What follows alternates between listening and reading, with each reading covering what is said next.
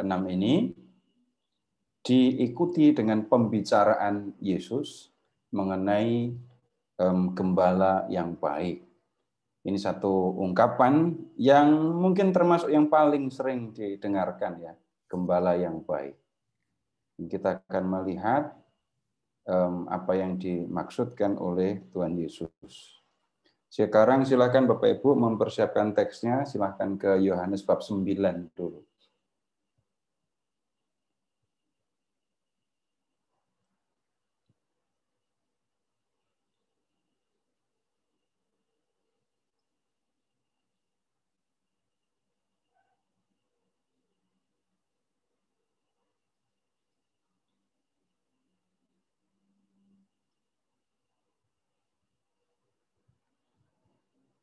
Di bab 9, Bapak Ibu melihat cerita tentang Yesus yang membuka mata orang yang buta sejak lahir. Nah, kemudian di bab 10 ya, itu lihat ini ada pembicaraan tentang gembala yang baik. Berikutnya, tolong Bapak Ibu melihat ke ayat 21, bab 10, ayat 21. Yang lain berkata, itu bukan perkataan orang yang kerasukan setan. Dapatkah setan memelekkan mata orang-orang buta? Nah, kenapa saya ajak Bapak Ibu untuk melihat ayat ini? Di ayat 21 ini, ya, Bapak Ibu bisa melihat dengan jelas pembicaraan tentang gembala yang baik ini nyambung gitu ya dengan mukjizat atau tanda Yesus yang membuka orang yang lahir buta itu tadi. Baik, sekarang Bapak Ibu kita lihat dulu ceritanya Yohanes bab 9 dari ayat 1. Ini kita juga perlu melihat sekedar mengingat saja Bapak Ibu, ini Yesus sedang berada di dalam kota Yerusalem, ya. Waktu Yesus sedang lewat, ia melihat seorang yang buta sejak lahirnya. Murid-muridnya bertanya kepadanya, "Rabi, siapakah yang berbuat dosa? Orang ini sendiri atau orang tuanya sehingga ia dilahirkan buta?" Ini sekilas pertanyaannya nggak nyambung ya. Kalau kita yang membaca nggak nyambung. Tapi kalau yang membaca itu orang Yahudi, jelas sekali sambungannya. Bapak Ibu silahkan mengingat kembali ungkapan dalam perjanjian lama ya, hukum pembalasan di bumi. Allah itu adil. Ia memberikan ganjaran kepada orang benar, tetapi dia memberikan hukuman kepada orang yang nggak benar, orang jahat. Nah, kalau bicara tentang ganjaran untuk orang benar, mengingatnya sederhana saja. Orang benar itu akan mendapatkan ganjaran dari Tuhan berupa 1, kekayaan, 2, keturunan, 3, umur panjang. Jadi kalau melihat orang ini benar atau tidak, Bapak Ibu tinggal melihat. Kalau orang ini memiliki kekayaan yang banyak, nah ini orang benar. Kalau orang ini punya keturunan yang banyak, anaknya laki-laki ada 7 gitu, berarti dia orang benar. Atau kalau orang melihat, ini orang ini kok rambutnya putih semua, ini udah usia lanjut, nah ini pasti orang benar itu. Logikanya, rambut putih itu tanda orangnya sudah usia lanjut. 1, 2, usia lanjut itu ganjaran. 3, ganjaran diberikan hanya kepada orang benar. Jadi orang yang usianya sudah lanjut, orang yang rambutnya putih, itu pasti orang benar. Begitu. Dulu, bukan sekarang. Saya dong. Iya, itu dulu. Seandainya Pak Popo hidupnya di perjanjian lama, semua orang pasti akan hormat. Nah, kemudian sebaliknya kalau orang jahat, orang nggak benar, hukumannya apa? Tinggal dibalik, miskin, nggak punya anak, mati muda. Jadi orang-orang yang miskin hidupnya sengsara, itu tanda orang kemiskinan, penderitaan itu hukuman. Hukuman dijatuhkan kepada orang berdosa. Jadi orang-orang yang mengalami penderitaan ini pasti dia orang berdosa. Nah, kalau sampai terjadi ada orang benar tapi kok hidupnya susah. Orang benar hidupnya susah. Ada dua kemungkinan. Orang benar ini, kemungkinan pertama, menanggung hukuman yang harusnya ditanggung oleh bapaknya atau kakeknya yang nggak benar. Jadi bapak atau kakeknya nggak benar, nggak dihukum. Nah, anaknya ini, biarpun benar, lalu harus terima hukuman. Kemungkinan yang kedua, orang benar ini belum menerima ganjaran. Ganjarannya nanti baru akan diberikan kepada anak atau cucunya. Nah, biarpun gagasan ini ada di Perjanjian Lama, ya, orang-orang Yahudi di Perjanjian Baru tidak meninggalkan kepercayaan atau keyakinan ini. Nah, yang Bapak Ibu sedang lihat ini tadi, orang yang buta sejak lahir. Ini dari mana mereka tahu kalau ini orang ini buta sejak lahir ya? Kalau Yesus, ya kalau di Injil Yohanes, Tuhan Yesus tahu semua. Perempuan yang sudah 5 kali menikah aja dia tahu kok. Nah, Yesus tahu orang ini sudah buta ketika dia lahir. Nanti kalau ngomong kemungkinan lain ya mungkin mereka ngobrol dulu. Kemudian orang buta ini kan nanti akan ketahuan dia mengemis. Ya, nah kemudian sekarang begini, orang ini buta, hidupnya susah. Hidup susah itu hukuman. Buta, lalu begitu lahir langsung menderita, langsung susah. Ini hukuman. Maka para murid bertanya, ayat 2, Rabi, siapakah yang berbuat dosa?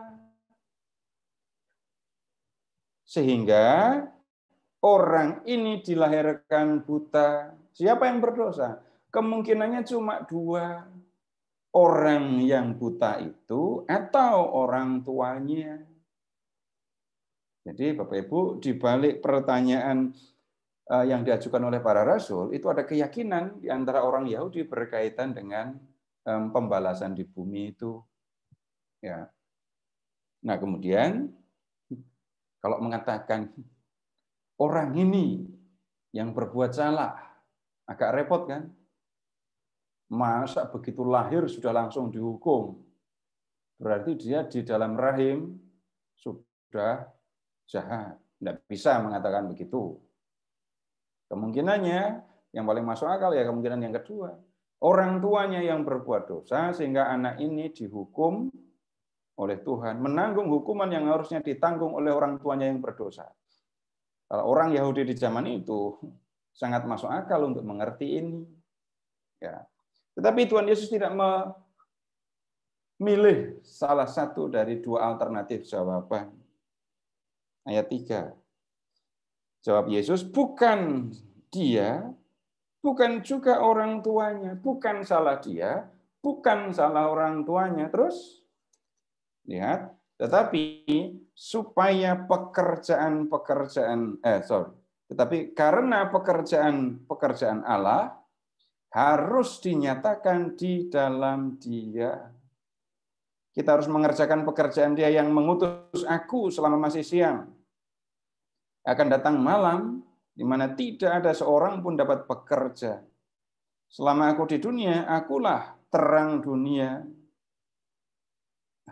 Jadi bukan salah dia. Bukan salah orang tuanya juga. Tetapi orang ini buta karena pekerjaan Allah harus dinyatakan di dalam dia. Dulu saya lama sekali Bapak Ibu protes dengan Tuhan Yesus karena kalimat ini. Cuma mau menunjukkan pekerjaannya aja kok bikin orang buta.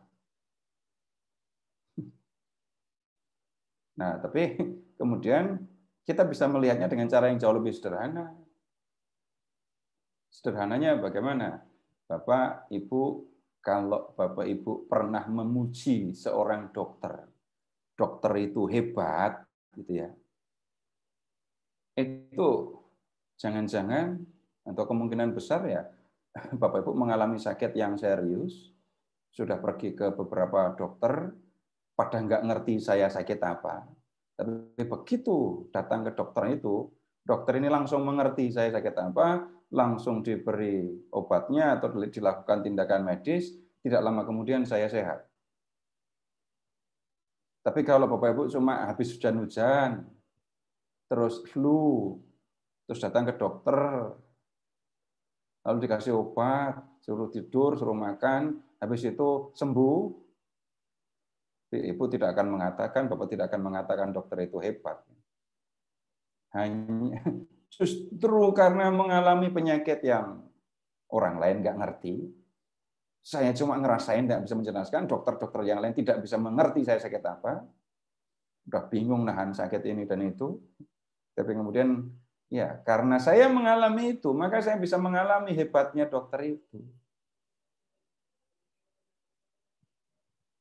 Kalau Bapak Ibu pernah mengalami indahnya hiburan, penghiburan, itu sudah pasti Bapak Ibu pernah sedih. Kalau Bapak Ibu tidak pernah sedih, tidak akan pernah mengalami indahnya penghiburan. Kalau Bapak Ibu teman-teman mengalami indahnya persaudaraan, pertemanan, ya minimal ngerti juga itu rasanya kesepian itu kayak apa. Nah, sekarang begini, orang ini buta sejak lahir. Dan yang kemudian akan dilakukan oleh Allah dalam diri Yesus adalah membuka mata orang yang buta sejak lahir. Satu hal yang tidak mungkin ya dilakukan oleh tabib-tabib waktu itu. Justru karena orang ini buta, justru buta sejak lahir, maka orang ini mengalami bagaimana Tuhan menunjukkan kekuasaannya, menunjukkan pekerjaannya di dalam dia.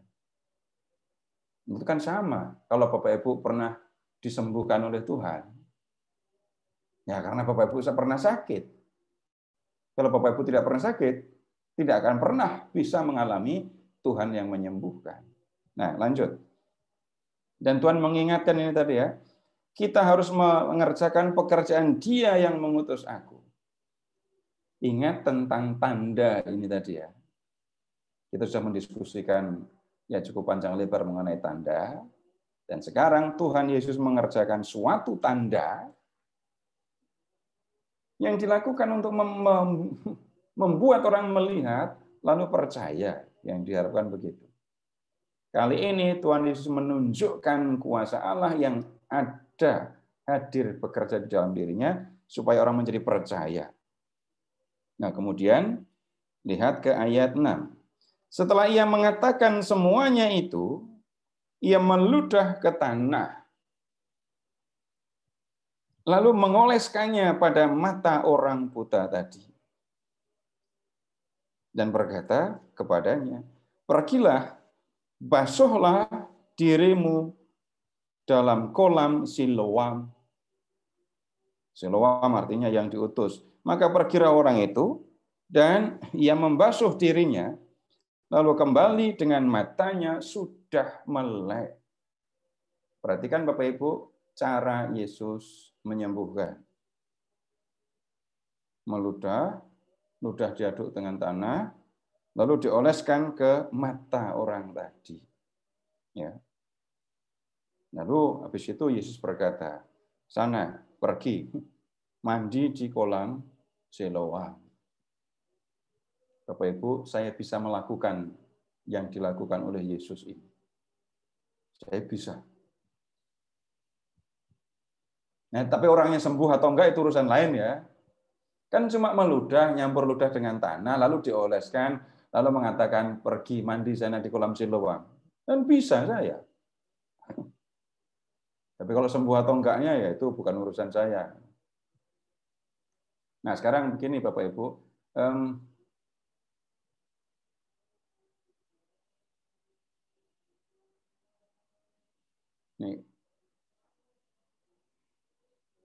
ini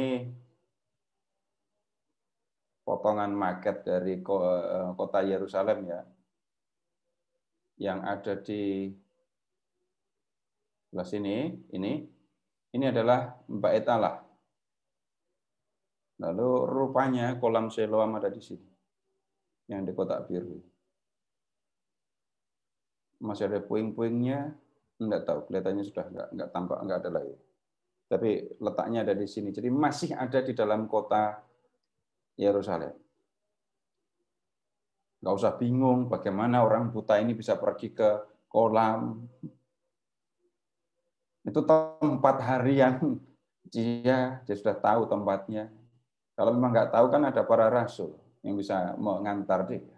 Nah, kemudian lihat orang itu membasuh dirinya, lalu kembali dengan matanya sudah melek. Bapak Ibu, tidak diceritakan ya bagaimana orang buta ini mengadakan atau berbicara dengan Tuhan Yesus. Tapi antara Yesus dengan orang buta, ya kemungkinan besar ya ada pembicaraan. Nggak mungkin tiba-tiba Yesus langsung mengoleskan adonan itu tadi di mata orang tadi. Nah, kemudian kita lanjutkan ya. Ayat 8. Tetapi tetangga-tetangganya dan mereka yang dahulu mengenalnya sebagai pengemis, nah, dia ada di situ mengemis, berkata, bukankah dia ini yang selalu mengemis? Ada yang berkata, benar, dialah dia. Ada pula yang berkata, bukan, tetapi ia serupa dengan dia. Orang itu sendiri berkata, benar, akulah dia. Kata mereka kepadanya, bagaimana matamu menjadi melek? Ya, ini banyak orang tahu kalau orang ini mengemis, lama sekali jadi pengemis ya. Duduk matanya nggak ngelihat. Sekarang kok bisa orang ini nggak mengemis ya? Kemudian dia sudah ngelihat. Lalu muncul apa menyebutnya ya pembicaraan. Ada yang sepaham, ada yang tidak. Ya ini yang biasa mengemis, yang lain bilang enggak, mirip aja. Tapi orang itu sendiri mengatakan, iya benar, akulah orang yang biasa mengemis, akulah orang buta yang biasa mengemis itu. Kan orang jadi penasaran, bagaimana kamu bisa melihat? Bagaimana ceritanya? Orang yang sejak lahir sudah buta, sekarang kok bisa melihat? Nah, orang itu menjelaskan begini, ayat 11, orang yang disebut Yesus itu mengaduk tanah, mengoleskannya pada mataku, dan berkata kepadaku, pergilah ke Siloam, dan basuhlah dirimu. Lalu aku pergi, dan setelah aku membasuh diriku, aku dapat melihat. Lalu mereka berkata kepadanya, di manakah dia? Jawabnya, aku tidak tahu. Ya, Yerusalem ini kota besar, kota yang ramai, sehingga bila ditanya orang yang disebut Yesus itu yang membuka matamu ada di mana? Enggak tahu. Dia sudah pergi entah kemana, tetapi masih ada di dalam kota. Nah, kemudian persoalan muncul sekarang Bapak Ibu, silahkan ke ayat 13. Lalu mereka membawa orang yang tadinya buta itu kepada orang-orang Farisi. Ini masalahnya di sini. Adapun waktu Yesus mengaduk tanah dan memelekkan mata orang itu adalah hari Sabat. Ya. Kenapa orang Farisi tertarik kepada urusan cara Yesus membuka mata orang buta, tertarik dengan memperhatikan harinya adalah Sabat.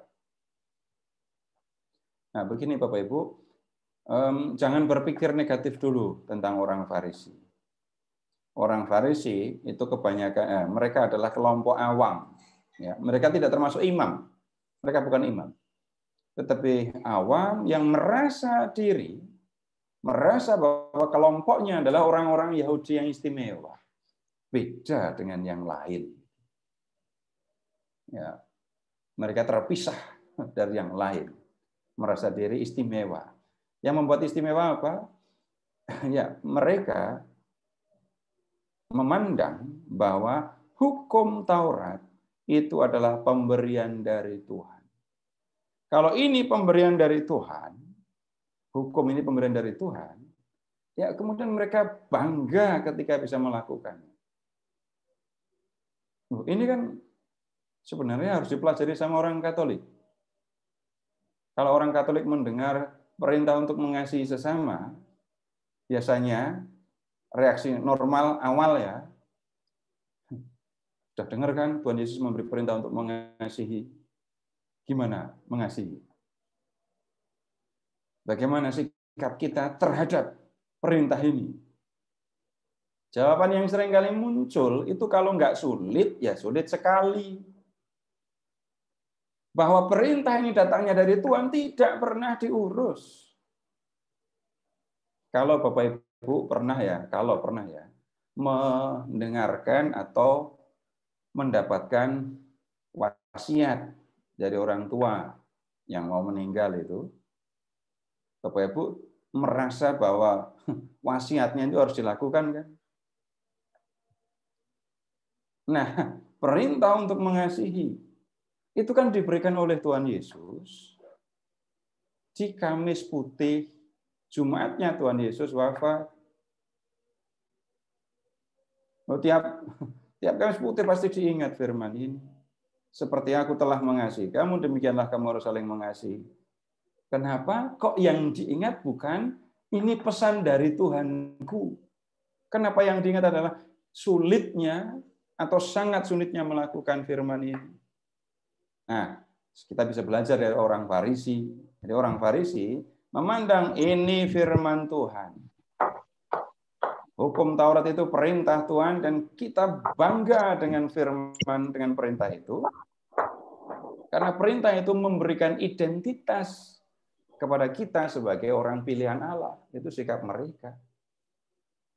Nah, kemudian supaya firman itu benar-benar dilakukan dan tidak dilanggar, maka yang kemudian terjadi adalah firman itu dijabarkan, diberi petunjuk teknisnya begitu.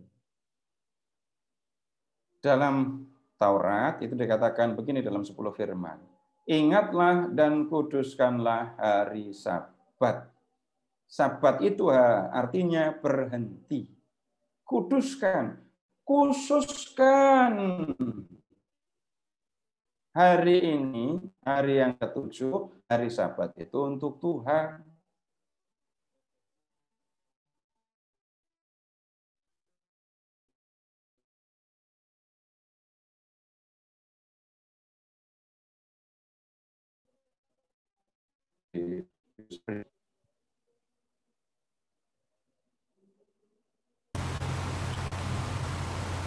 Sepertinya terputus koneksinya Pak Seto. Freeze ya? Ini suara. Sekarang, Sudah Pak. Sudah? Sudah. Oke. Jadi dalam 10 perintah, itu hanya dikatakan, khususkan hari Sabat untuk Tuhan. Berhentilah bekerja. 6 hari kamu sudah bekerja. Hari yang ke-7 kamu khususkan untuk Tuhan.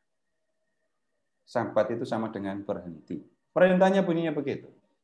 Tapi yang kemudian terjadi, orang Yahudi kan kemudian bertanya, yang boleh dilakukan di hari Sabat, yang tidak boleh dilakukan di hari Sabat, itu apa saja?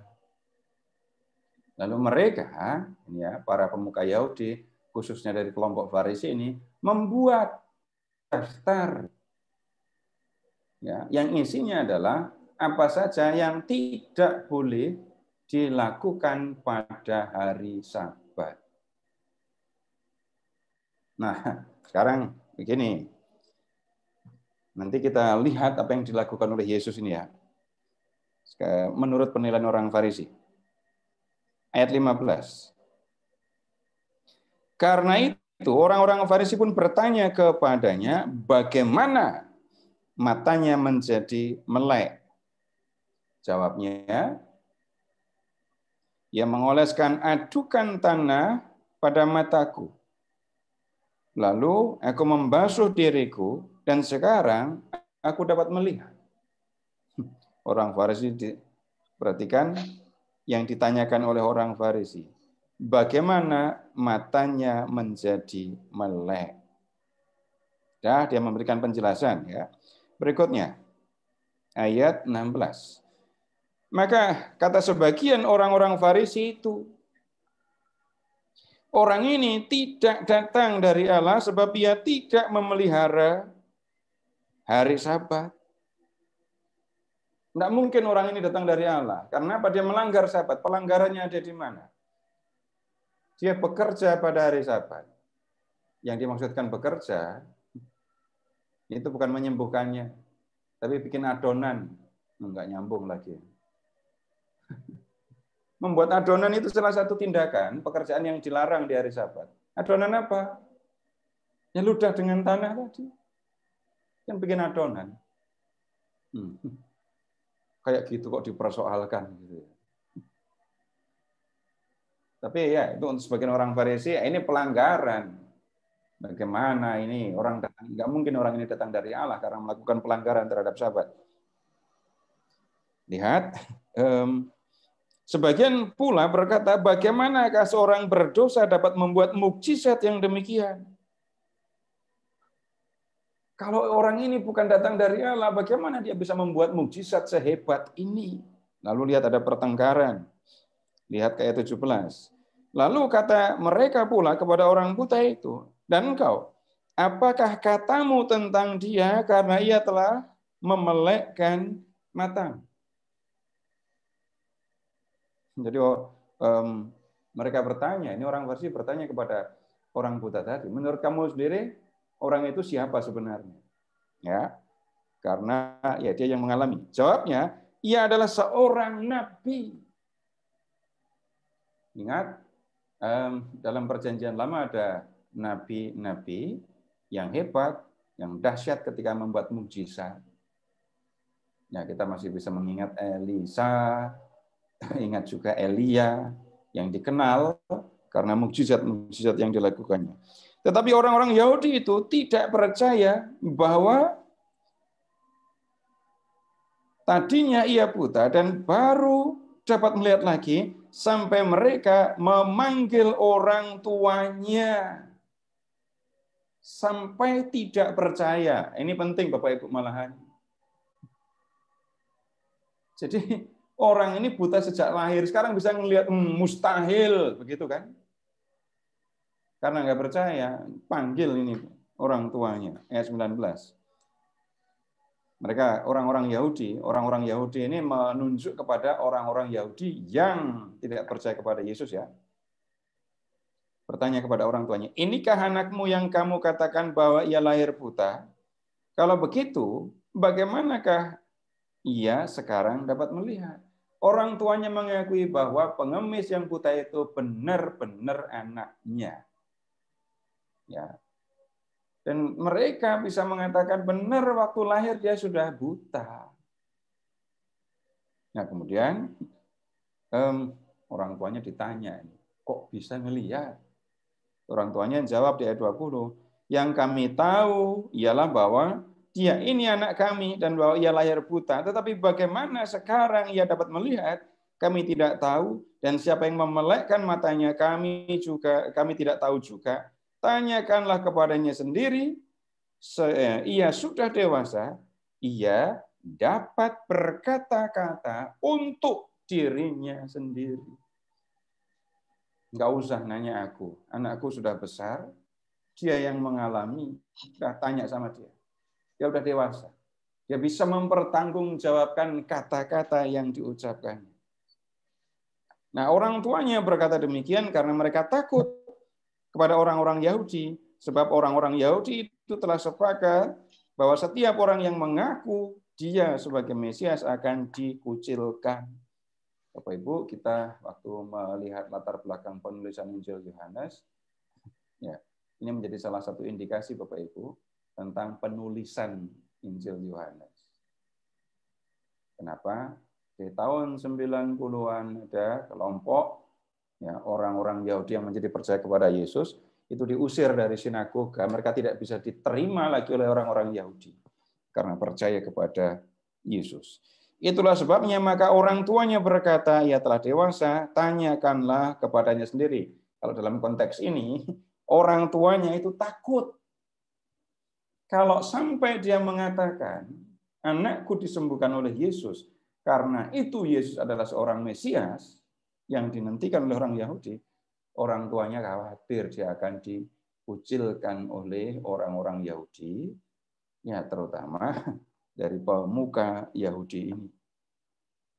Ya, ini orang Farisi ini keterlaluan nyari informasinya ini ya. Dan ditanya, sudah dijawab, nggak percaya. Terus nyari orang tuanya.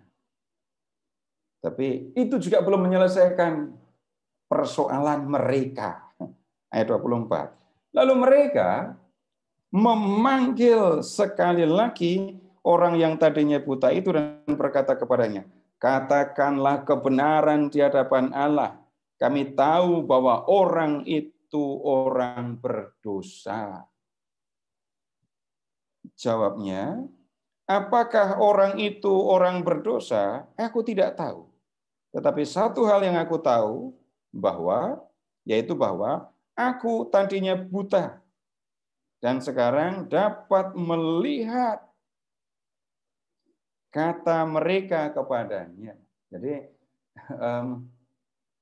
orang yang tadinya buta tadi menolak untuk mengatakan, mengikuti kata-kata orang Farisi bahwa Yesus adalah orang berdosa karena sudah melanggar hukum Sabat.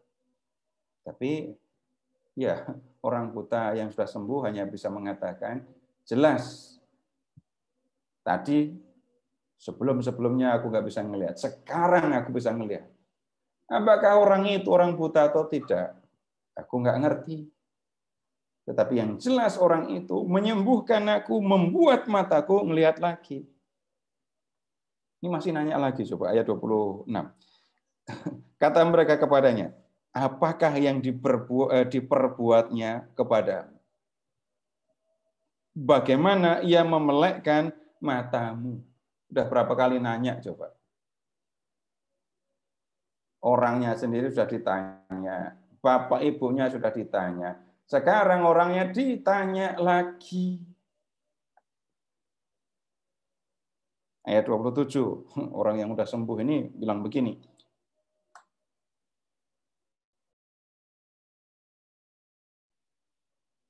telah kukatakan kepadamu dan kamu tidak mendengarkannya. Mengapa kamu hendak mendengarkannya lagi? Barangkali kamu mau jadi muridnya juga. Ini menyakitkan sekali. Tadi udah dikasih tahu nggak mau dengerin. Sekarang nanya lagi. Jangan-jangan kamu mau jadi muridnya juga ya. Gitu. Sambil mengejek, mereka berkata kepadanya, engkau murid orang itu. Tetapi kami murid-murid Musa. Kami tahu bahwa Allah telah berfirman kepada Musa, tetapi tentang dia kami tidak tahu dari mana ia datang. Lihat kebanggaan para pemuka Yahudi ini ya. Kamu yang murid orang itu. Kalau kami ini murid Musa. Itu kebanggaan mereka.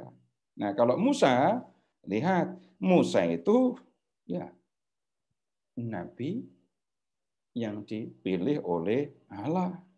Tapi kalau tentang orang yang menyembuhkan kamu, kami nggak ngerti dari mana orang ini. Jawab orang itu kepada mereka, aneh juga bahwa kamu tidak tahu dari mana ia datang, sedangkan ia telah memelekkan mataku. Kita tahu bahwa Allah tidak mendengarkan orang-orang berdosa, melainkan orang-orang saleh yang melakukan kehendaknya. Dari dahulu sampai sekarang tidak pernah terdengar bahwa ada orang yang memelekkan mata orang yang lahir buta. Jika orang itu tidak datang dari Allah, ia tidak dapat berbuat apa-apa. Bapak Ibu amati jawaban orang ini. Sekarang dia menjadi lebih berani lagi. Kamu menuduh yang menyembuhkan saya ini orang berdosa. Tapi tunggu dulu, benar dia orang berdosa. Kamu pernah ngelihat nggak? Ada orang yang bisa menyembuhkan orang yang buta sejak lahir. Saya ini sudah berpengalaman jadi orang buta, gitu ya. Udah lama saya jadi orang buta. Dan saya belum pernah mengalami, belum pernah ketemu tabib orang-orang yang bisa menyembuhkan, membuka mata orang yang buta sejak lahir. Orang ini bisa menyembuhkan saya. Tunggu dulu, masih ada lagi. Yang bisa membuka mata orang yang buta sejak lahir, menurut orang ini, sudah pasti hanya Allah. Kalau Yesus bisa menyembuhkan orang ini, ya orang buta ini percaya, Yesus minta kepada Allah, dan Allah yang membuka mata orang buta. Hanya Allah yang bisa melakukan. Kalau Yesus orang berdosa, enggak mungkin Allah mendengarkan doa yang diajukan oleh Yesus untuk membuka mata orang buta ini. Ini pengemis loh yang ngomong. Yang dihadapi adalah para pemuka Yahudi. Kenapa orang ini menjadi sedemikian berani? Bapak Ibu, ini saya minta tolong. Bapak Ibu pernah bohong atau belum? Saya tidak minta Bapak Ibu bercerita tentang kebohongan. Enggak. Saya cuma mau bertanya, pernah bohong atau belum? Pernah. Nah, kalau Bapak Ibu pernah bohong, gitu ya, Bapak Ibu ngomongnya yakin apa enggak? Enggak. Antara Bapak Ibu berbohong dengan menyaksikan sesuatu, mengalami sesuatu, lalu menceritakannya apa adanya. Suasana hati sama atau berbeda? Beda. Cara berbicara beda. Ekspresinya juga lain. Tapi orang berbohong itu Bapak Ibu memorinya double itu ya. Kalau sedang berbohong ya. Kalau saya tidak berbohong, saya bercerita apa adanya. Itu mau ditanya dari sebelah manapun ya jawabannya akan tetap. Tapi kalau saya sedang berbohong, pertama saya harus mengarang cerita. Besok kalau ditanya, saya harus mengingat kembali cerita yang saya karang. Kalau saya ditanya, ya harus cari jawaban, mikir dulu. Nah, itu memorinya lebih itu orang kok. Kalau sedang bohong itu memorinya lebih. Yang repot itu kalau sudah terlanjur bohong tapi lupa kalau pernah bohong. Nah, itu lupa dengan yang pernah saya omongkan. Repot itu. Nah, Bapak Ibu, orang buta ini mengalami. Jelas dia mengalami. Ingat di bagian awal tadi ya, pekerjaan Allah dinyatakan di dalam dia. Sudah terjadi. Dia mengalami, dia merasakan bagaimana Allah membuka matanya. Sehingga ditanya dari sebelah manapun, disuruh ditanya dengan macam-macam cara, ya sama saja jawabannya. Bahkan ketika berhadapan dengan orang-orang yang terkemuka di antara orang Yahudi, dia biasa saja. Bahkan menunjukkan keberanian. Sampai yang dengar jengkel loh ini. Lihat ayat 34. Jawab mereka ini, engkau ini lahir sama sekali dalam dosa. Dan engkau hendak mengajar kami? Lalu mereka mengusir dia keluar. Tahu maksudnya lahir dalam keadaan dosa? Ingat kembali tentang pembalasan di bumi tadi ya. Penderitaan yang dialaminya, buta, mengemis, itu tanda. Entah dia, entah orang tuanya yang berdosa. Ini dalam pemahaman orang Yahudi. Orang-orang terkemuka dalam agama Yahudi tersinggung ya, dengan kalimat yang diucapkan oleh orang buta. Merasa diajari. Diajari yang mana? Tolong lihat kembali sedikit ya. Ayat 30 dan 31. Allah tidak mendengarkan orang berdosa. Allah hanya mendengarkan orang-orang salah yang melakukan kehendaknya. Kalau aku yang tadinya buta, sekarang bisa melihat karena orang itu, mustahil orang itu orang berdosa. Kamu ngerti kan? Kalau Allah tidak akan mendengarkan doa orang berdosa. Itu di situ orang-orang Farisi tadi merasa diajari. Mereka jengkel, tidak mau mendengarkan, tidak bisa menerima. Ini debat kalah. Tapi punya kuasa. Yang kemudian terjadi, lihat, mereka mengusir orang itu. Yesus mendengar bahwa ia telah diusir keluar oleh mereka. Kemudian, percayakah engkau kepada Anak Manusia? Jawabnya, siapakah dia Tuhan supaya aku percaya kepadanya? Kamu percaya sama Anak Manusia? Orang itu bilang, siapa dia supaya aku percaya? Kata Yesus kepadanya, engkau bukan saja melihat dia, tetapi dia yang sedang berkata-kata dengan engkau, dialah itu. Ya, itu sama dengan Yesus mengatakan, akulah Anak Manusia itu. Katanya, aku percaya Tuhan, lalu ia sujud menyembahnya. Kata Yesus, aku datang ke dalam dunia untuk menghakimi, supaya barang siapa yang tidak melihat, dapat melihat. Dan supaya barang siapa yang dapat melihat, menjadi buta. Kalimatnya sulit ini. Yang buta dibuat melihat. Yang melihat malah dibuat buta. Bapak Ibu, peringatan, jangan ambil kalimat ini lalu menempatkannya di sembarang kesempatan. Yesus sebenarnya ngomongin apa? Lihat yang sedang terjadi ini. Yesus, ya lihat, membuat orang yang tidak melihat menjadi melihat. Tetapi orang yang harusnya dapat melihat malah buta, nggak ngelihat. Siapa orang ini? Ya cari saja di dalam cerita ini, jangan cari kemana-mana. Orang Farisi, saya menyebut tadi, mengajak Bapak Ibu untuk melihat, jangan pakai nada negatif dulu. Mereka orang yang percaya sungguh-sungguh kepada Allah, mereka percaya bahwa Taurat diberikan kepada mereka, kepada orang Yahudi, sebagai sebuah kebanggaan, karena itu memberi identitas kepada mereka. Yang hidup menuruti hukum Taurat, nah itu orang Yahudi. Ini orang-orang yang dipilih oleh Allah. Mereka tahu tentang Allah. Ya. Tapi ketika kuasa Allah, pekerjaan Allah hadir dalam diri Yesus, mereka enggak melihat. Dan yang sedang dilakukan oleh Yesus pada waktu itu, ini yang terjadi. Yang buta jadi ngelihat. Yang lihat malah jadi buta, enggak ngelihat.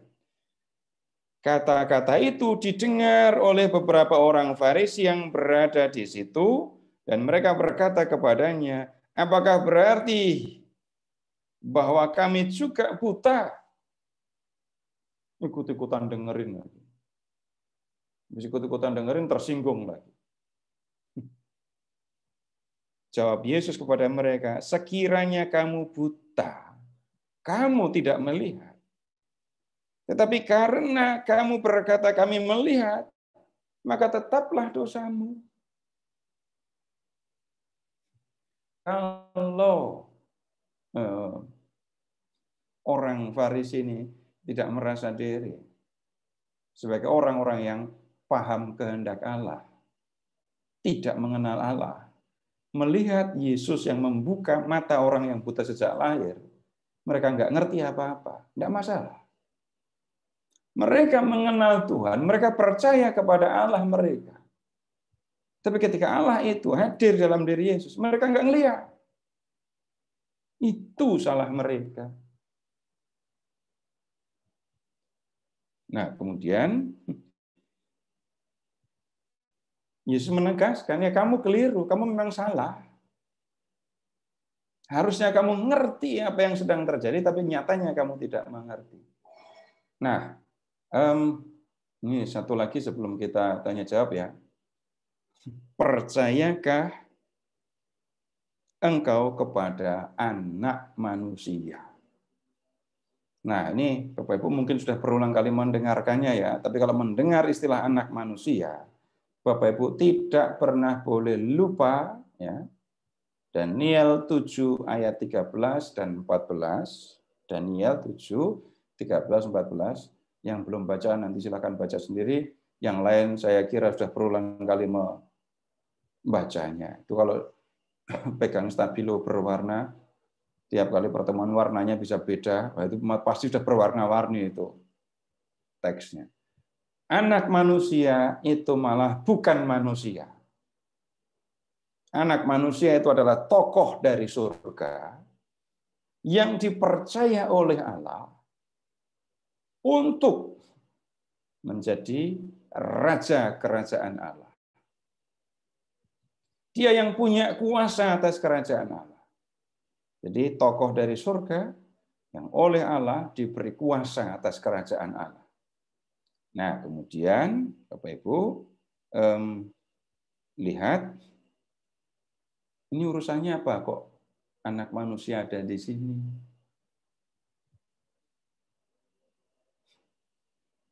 Anak manusia itu datang ke dunia, ya, karena dia yang punya kuasa atas kerajaan surga kan.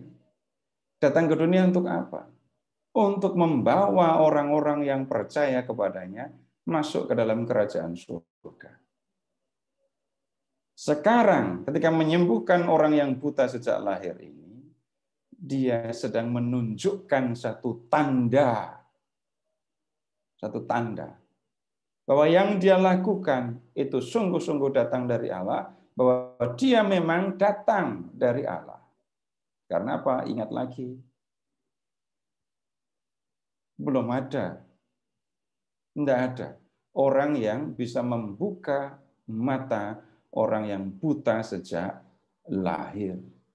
Nah, berikutnya, kalau sampai ini Tuhan Yesus itu menghakimi atau tidak? Aku datang bukan untuk menghakimi, melainkan untuk menyelamatkannya. Itu kalau di Injil Yohanes ada ungkapan itu. Menghakimi di situ maknanya adalah menghukum. Ya. Kalau di sini aku datang ke dalam dunia untuk menghakimi supaya perhatikan pemisahan. Dalam penghakiman ada pemisahan kan? Antara yang percaya dengan yang tidak percaya. Nah, di sini antara yang melihat dengan yang tidak melihat. Satu kata Bapak Ibu menghakimi di beberapa tempat yang berbeda, maknanya bisa berbeda. Maksudnya begini, tolong Bapak Ibu ke bab 3 ayat 17 itu. Sebab Allah mengutus anaknya ke dalam dunia bukan untuk menghakimi dunia, melainkan untuk menyelamatkannya. Ya, tapi di sini dikatakan, aku datang ke dalam dunia untuk menghakimi, supaya yang melihat Yang tidak melihat dapat melihat, yang melihat jadi buta. Jadi makna menghakiminya sudah berbeda. Yang pertama di bab 3, menghukum. Kalau di sini kata menghakimi berarti memisahkan itu antara yang percaya dan yang tidak percaya. Sampai di sini dulu Bapak Ibu, silahkan kalau ada yang mau disampaikan, kembali ke Pak Eka. Baik, terima kasih banyak Pak Seto. Iya, ini Pak Suhendro, pertanyaannya sudah terjawab oleh Pak Seto. Di chat ini ada satu pertanyaan dari Pak Marihot. Pertanyaannya, jawaban Yesus di Yohanes bab 9 ayat 3, apakah berlaku secara umum untuk orang yang cacat sejak lahir? Karena sampai sekarang bila ada orang yang terlahir cacat, maka orang tuanya dan keluarga besarnya akan cenderung berpikir seperti murid-murid ini. Langsung ya. Ya, silakan, Pak. Ya, saya hanya mengatakan itu di Perjanjian Lama, ketika orang berbicara tentang pembalasan di bumi. Ya. Masih ada dampaknya di Perjanjian Baru? Masih ada dampaknya. Dianggap benar? Enggak. Perhatikan saja kata-kata Yesus. Yesus dihadapkan kepada pilihan, salah dia atau salah orang tuanya. Pilihannya cuma itu. Tapi mengatakan salah orang ini enggak bisa. Salah orang tuanya itu yang paling masuk akal untuk orang Yahudi. Tapi Yesus tidak memilih untuk menyebut itu. Karena apa? Yesus lebih mengatakan ini ya, karena pekerjaan Allah harus dinyatakan dalam dia. Nah, kalau sekarang ngomongin orang yang menyebutnya ya, lahir dalam keadaan nggak sempurna, ya banyak orang mencari-cari penjelasan, mencari-cari tuduhan. Jangankan yang lahir dalam keadaan tidak sempurna, yang pada hari kelahirannya, ya, yang hari kelahirannya disertai dengan celakanya orang tua, anak itu saja sudah dianggap membawa sial. Pernah mendengar, pernah melihat, jangan-jangan mengalami juga. Karena pas anak ini lahir, bapaknya kecelakaan, lalu anak ini dianggap membawa sial, harus dibuang. Buangnya gimana? Titipin tantenya.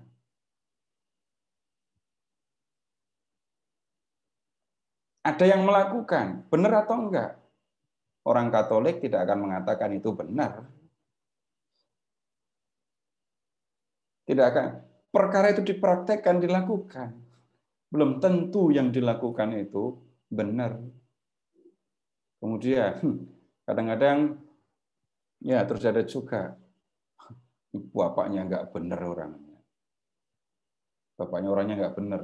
Begitu ngelihat anaknya lahir, fisiknya nggak sempurna. Lalu orang bisa mengatakan itu gara-gara bapaknya. Bapaknya nggak pernah ngurusin, nggak pernah memperhatikan orang lain, sikapnya ke orang lain jahat. Tuh, lihat. Lihat.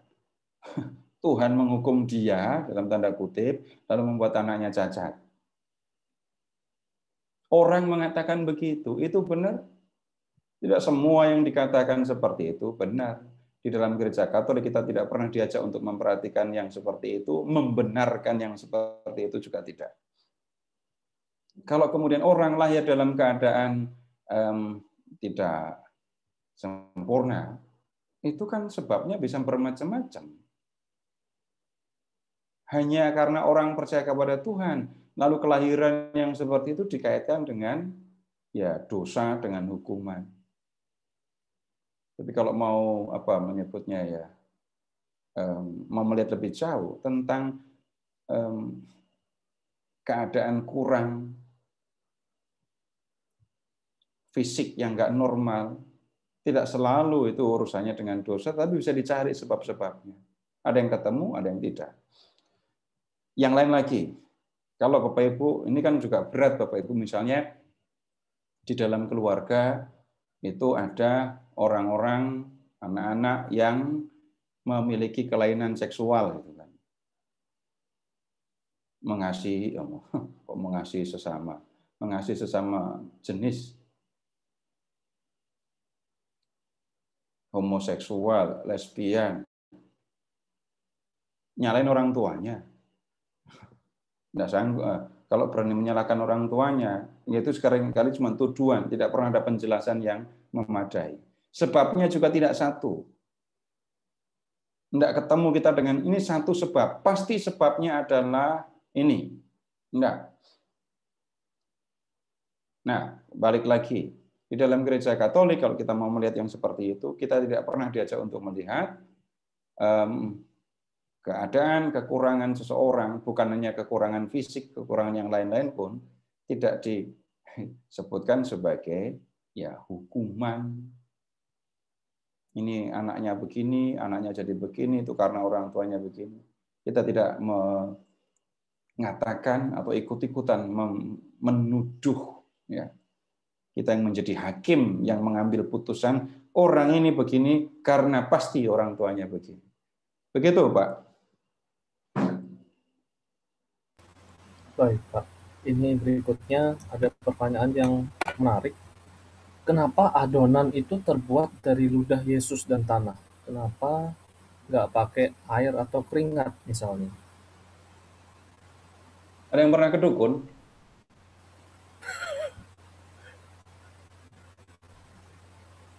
Yang pernah ke dukun, tolong mengingat, pernah nggak disuruh minum air campur ludah dukun itu?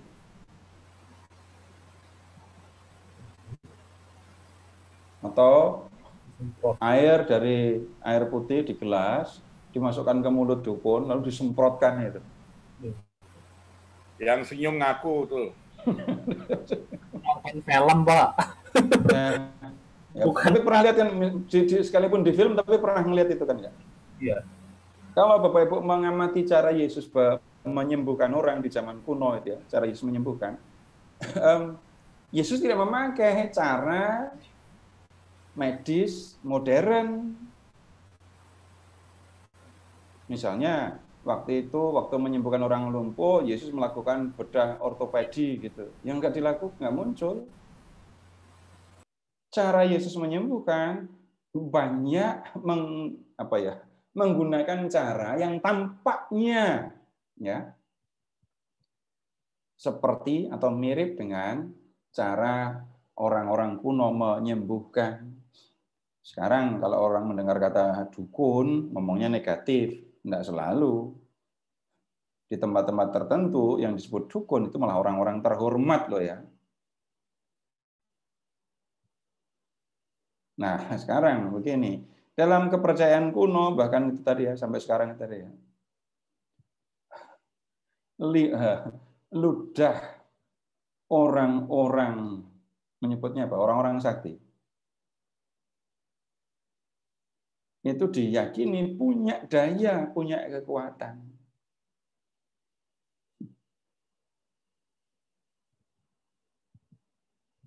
Nah, kemudian balik lagi ya, cara Yesus menyembuhkan orang, ya sedikit banyak orang mengikuti cara orang di zaman kuno. Contoh yang lain lagi, ya, tunggu dulu, menyentuh dengan tangan, menaruh jari di telinga, kemudian di mata, itu kan cara penyembuhan cara kuno. Kalau yang tidak waspada, tidak hati-hati, nanti lebih kacau lagi karena Yesus kadang menggunakan kata-kata yang sekilas nampak nggak jelas, kayak orang kalau ngomong, kalau kayak kata-kata hebat gitu loh. Efata, talitakum. Kalau kita mau tahu kata-kata itu harus cari terjemahannya kan. Tapi kalau tidak mengetahui terjemahannya, sekilas orang akan berpikir, oh, Yesus itu menyembuhkan pakai kata-kata kata-kata saktinya. Termasuk ini contoh ya, yang lain lagi untuk pengusiran roh-roh jahat. Di zaman kuno pengusiran roh-roh jahat dilakukan dengan menyebut nama orang-orang yang disegani oleh roh-roh jahat. Enggak ketemu lagi. Nama-nama dari pribadi-pribadi yang ditakuti sama roh-roh jahat gitu aja dah. Bapak Ibu silahkan mengingat kejadian para murid Yesus memberitahu Yesus. Ada orang-orang yang mengusir roh jahat dengan menyebut nama Yesus. Teknik yang kayak gini zaman kuno sudah dilakukan. Dalam pengusiran roh-roh jahat, nama Salomo itu sering disebut. Orang-orang Yahudi kalau mengusir roh-roh jahat juga menyebut nama Salomo. Jadi balik lagi, kenapa kok dengan ludah? Ya, rupanya itu salah satu cara penyembuhan yang dilakukan oleh para penyembuh di zaman kuno. Udah, begitu, Pak. Iya, terima kasih. Menarik. Kalau keringat nggak diurus, mana ada keringat sakti. Ya. Ini pertanyaan berikutnya dari Pak Yakobus. Apakah orang buta yang sudah disembuhkan itu mengerti makna anak manusia yang dimaksud Yesus? Begini, kita cukup melihat ini orang butanya ini orang Yahudi.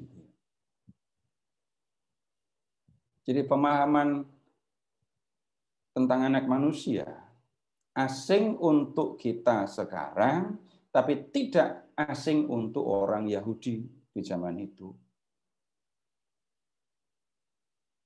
Mesias, anak manusia.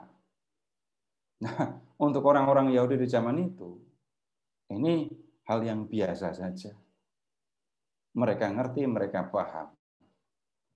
Nah, Bapak Ibu, dalam hal ini juga saya mengajak Bapak Ibu untuk belajar dari orang-orang Yahudi. Pengetahuan, gini aja ya, pakai bahasa yang menyakitkan. Pengemis itu aja loh, ngerti anak manusia. Itu pengemis loh. Masa kita nggak ngerti? Pertanyaannya, kok dia bisa mengerti, saya tidak mengerti? Pengemis itu sering dengerin orang ngomong.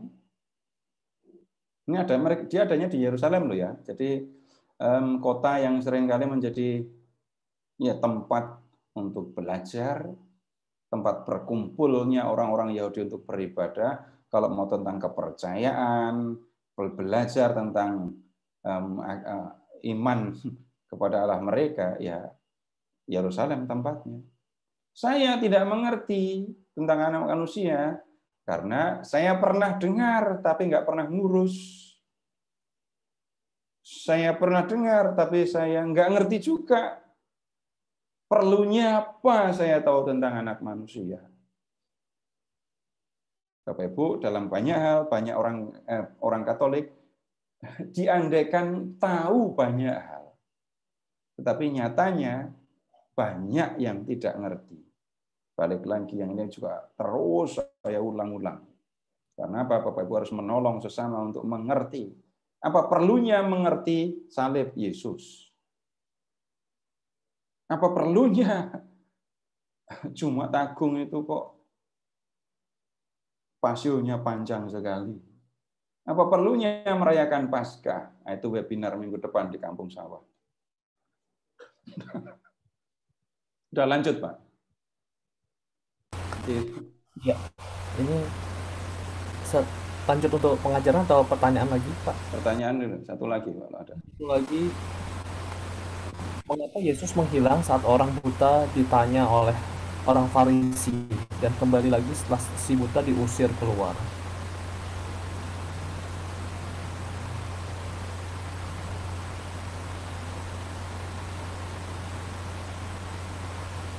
Ya, lalu? Ya, itu aja Pak pertanyaannya. Menghilangnya itu bukan menghilang apa menyebutnya ya? Kayak orang sihir atau sulap begitu tuh. Yesus tetap ada di kota Yerusalem. Tapi hilang dari pandangan si buta yang sudah sembuh tadi. Dia nggak ngelihat lagi kemana, Yesus nggak tahu. Tapi kemudian lihat. Kemudian ia bertemu dengan dia. Ya, baik. Begitu Pak ya. Sekarang kita lanjut. Di bagian berikut kita bicara tentang kandang, gembala, domba. Dan untuk mengerti perikop ini, Bapak Ibu harus ya ngerti dua jenis kandang. Bukan melihat kandang aja nggak pernah, ini harus melihat dua jenis lagi. Sekarang silahkan lihat di layar ya.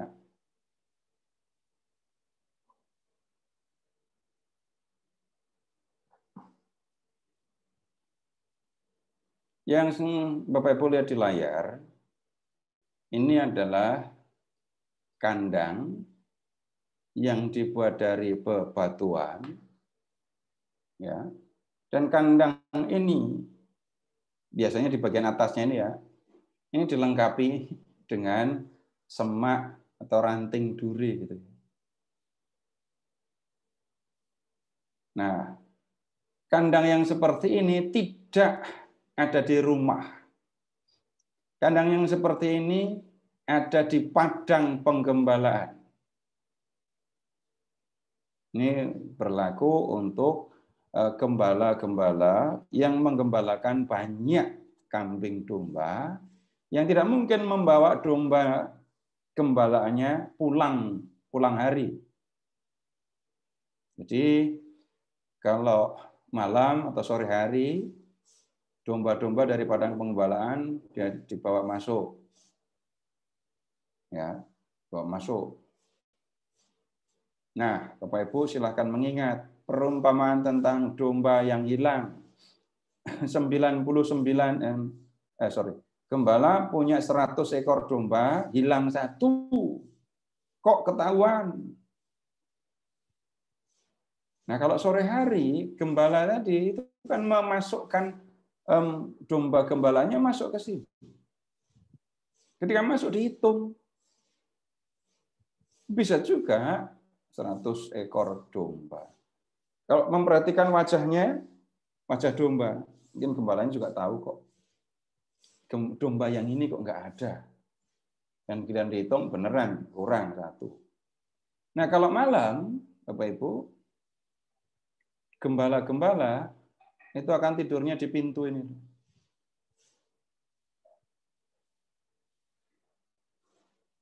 Nah kayak gini nih. Ini 1, tapi bisa jadi beberapa ada di sini. Ya, masih dalam perumpamaan tentang domba yang hilang. Meninggalkan 99 di padang gurun, di gurun. Itu bukan dilepas, enggak, tapi mereka punya kandang seperti ini. Nah, kemudian kalau yang itu waktu kelahiran Yesus, gembala-gembala meninggalkan ternaknya kan, lalu pergi ke tempat Yesus lahir. Ya, seperti ini situasinya. Nah, kemudian berikutnya ini model rumah orang Yahudi zaman kuno ya. Jadi nih yang disebut sotoh itu yang ini nih. Ini kalau Bapak Ibu ingat cerita tentang Daud dan Batseba, ini kayak gini nih, sotoh. Kemudian dalam kompleks rumah ini, lihat di bagian depan ini ada kandang domba, kandang ternak. Ya.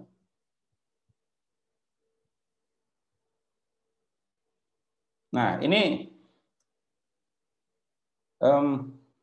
kandang yang ada di rumah itu hanya bisa digunakan untuk ya memelihara domba atau kambing dalam jumlah yang sedikit. Dalam jumlah yang sedikit. Kalau jumlahnya banyak, ya nggak bisa. Nah, kemudian ada kebiasaan di zaman kuno begini. Keluarga yang satu dengan keluarga yang lain, yang bersaudara ya, itu tinggal berdekatan. Lalu di antara mereka ada yang dipercaya, entah anak-anak atau udah gede gitu ya, yang dipercaya untuk menggembalakan domba-domba milik keluarga-keluarga ini. Pagi dia berangkat, jemput domba di rumah A. Ya, berikutnya nanti jemput domba di rumah B, di rumah C, di rumah D, terus dibawa ke padang pengembalaan sampai sore. Sore pulang, lalu diantar ke rumah masing-masing. Nah, kalau domba dalam jumlah yang sangat besar yang nggak mungkin dibawa pulang, ya, satu keluarga punya banyak sekali domba, nggak bisa dibawa pulang. Maka yang dilakukan adalah menggembalakan domba di gurun, ya, dan kemudian menyediakan tempat untuk berlindung, kandang itu tadi, dijaga di situ, nggak dibawa pulang. Nah, sekarang baru ke yang satu ini gambar sudah. Ini aslinya begini, ini ilustrasinya begini, ini kandang yang di gurun, sekali lagi ini kandang yang di rumah. Baik, sekarang ke Yohanes bab 10. Ayat dari ayat 1. Aku berkata kepadamu, sesungguhnya siapa yang masuk ke dalam kandang domba dengan tidak melalui pintu, tetapi memanjat tembok, ia adalah perampok, ia adalah seorang pencuri dan seorang perampok. Tetapi siapa yang masuk melalui pintu, ia adalah gembala domba. Untuk itu, untuk dia penjaga membuka pintu dan domba-domba mendengarkan suaranya, dan ia memanggil domba-dombanya masing-masing menurut namanya dan menuntunnya keluar. Jika semua dombanya telah dibawanya keluar, ia berjalan di depan mereka dan domba-dombanya itu mengikuti dia karena mereka mengenal suaranya. Tetapi seorang asing pasti tidak mereka ikuti, malah mereka lari daripadanya. Karena suara orang-orang asing tidak mereka kenal. Itulah yang dikatakan Yesus dalam perumpamaan kepada mereka, tetapi mereka tidak mengerti apa yang dimaksudnya. Ia berkata kepada, maaf. Itulah yang dikatakan Yesus dalam perumpamaan kepada mereka, tetapi mereka tidak mengerti apa maksudnya. Ia berkata demikian kepada mereka. Ayat 1 sampai dengan 5, Bapak Ibu, ini ngomongin gembala, domba, kandang, tapi ini kandang yang di rumah. Kandang yang di rumah. Gambarnya seperti, sebentar, supaya jelas. Lihat. Ini kompleks rumahnya dikelilingi tembok ya. Kemudian kandangnya ada di sini, lalu di sini ada pintu masuk. Nah, di sini ada pintu kandang. Udah, begitu dulu. Tadi dikatakan, siapa yang masuk ke dalam kandang dengan tidak melalui pintu, tetapi memanjat tembok, ia adalah seorang pencuri dan perampok. Ini pencuri yang biasa ya, pencuri zaman dulu ya. Kalau pencuri sekarang ada yang ngetuk pintu apa enggak? Dibukain pintu malah. Ada pencuri datangnya pagi-pagi ketuk pintu, namanya asisten rumah tangga, disuruh bapak bawa printer. Itu kan pencuri. Nyuri pencurinya ngetuk pintu. Ini pencuri yang zaman dulu ya. Enggak lewat pintu, manjat tembok. Lalu membuka pintu dari dalam, membawa ternak keluar. Itu pencuri. Nah, kemudian lihat ke ayat 5. Tetapi seorang asing pasti tidak mereka ikuti. Malah mereka lari daripadanya karena suara orang-orang asing tidak mereka kenal. Jadi kalau pencuri datang, ya domba-domba itu tidak mengenal suaranya, domba-domba tidak akan mengikuti dia. Tapi perhatikan kalau gembala, ayat 2. Tetapi siapa yang masuk melalui pintu, ia adalah gembala domba. Ingat gembala keluarga tadi ya, gembala domba keluarga. Datang ke satu rumah, ya. Lalu penjaga pintu membukakan pintu. Berikutnya, domba-domba keluar mengikuti gembala. Untuk dia penjaga membuka pintu, dan domba-domba mendengarkan suaranya, dan dia memanggil domba-dombanya masing-masing menurut namanya dan menuntunnya keluar. Kok dombanya pakai nama? Siapa nama dombanya? Bapak Ibu, sebenarnya ini mengungkapkan kedekatan gitu ya antara pemilik binatang dengan binatang miliknya. Yang biasanya kita kasih nama, bukan domba, nggak punya domba. Yang kita biasa kasih nama, lalu dipanggil, bisa menanggapi, biasanya anjing. Tapi kan nggak semua anjing, nggak cuma anjing yang diberi nama. Kucing dikasih nama atau enggak? Ada yang dikasih. Di biara, para rahib di Rawa Seneng, sapi-sapi dikasih nama. Karena sapinya betina, ya dikasih nama-nama perempuan. Sebenarnya mereka itu bisa ngomong apa enggak sih? Bisa ngerti enggak kalau nama mereka dipanggil? Nggak usah yang sapi, anjing. Itu mereka ngerti arti nama. Atau mereka mengenali dengan cara yang lain. Entah mengenal suara tuannya, atau dengan cara yang lain. Nah, yang kita lihat sekali lagi, pemberian nama menunjukkan kedekatan itu tadi. Kalau anjing diberi nama, dipanggil, dengar, lalu datang. Nah, itu kan kedekatan. Domba diberi nama. Memang tidak biasa untuk kita, karena nggak biasa menggembalakan domba. Yang biasa menggembalakan domba pun memang nggak biasa memberi nama. Karena yang dipikirkan, udah gede, gemuk, jual. Kan nggak berpikir tentang nama-nama. Tetapi di zaman kuno, tidak selalu urusannya dijual loh ya. Domba, kambing, nanti diambil susunya, diambil dagingnya, kulitnya, untuk keperluan sendiri juga memang diperlukan gitu.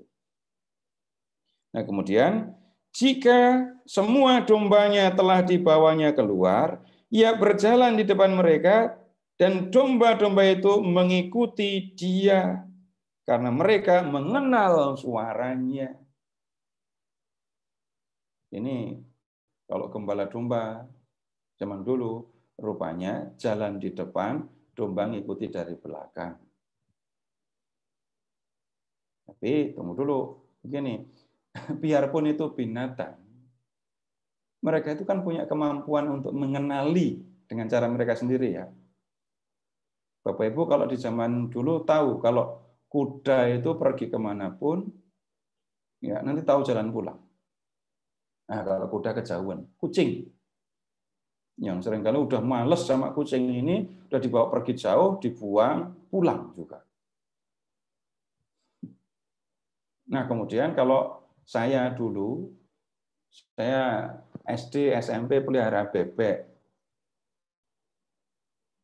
Jadi kalau waktunya pulang, itu saya bukan di depan bebek, saya di belakang bebek. Bebeknya tahu kok kemana harus pulang. Masuk ke kandang tanpa disuruh bisa. Yang nggak bisa itu nutup pintunya, mereka nggak bisa.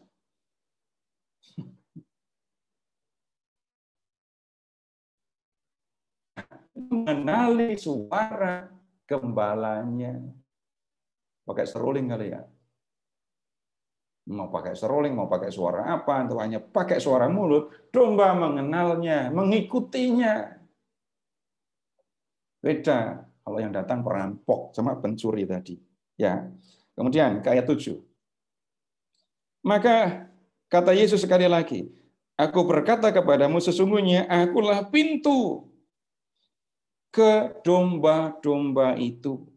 Semua orang yang datang sebelum aku adalah pencuri dan perampok, dan domba-domba itu tidak mendengarkan mereka. Akulah pintu. Barang siapa masuk melalui aku, ia akan selamat. Dan ia akan masuk dan keluar dan menemukan padang rumput.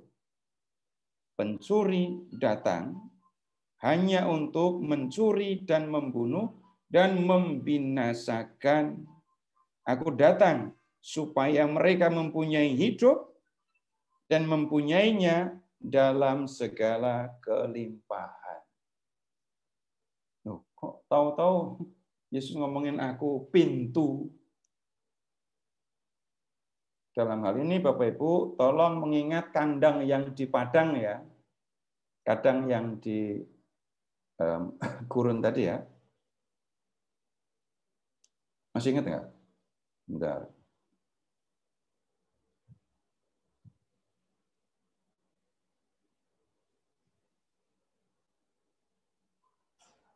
Kandang yang ini. Akulah pintu ke domba-domba. Terus ayat 9. Akulah pintu. Barang siapa masuk melalui aku, ia akan selamat dan ia akan masuk dan keluar dan menemukan padang rumput.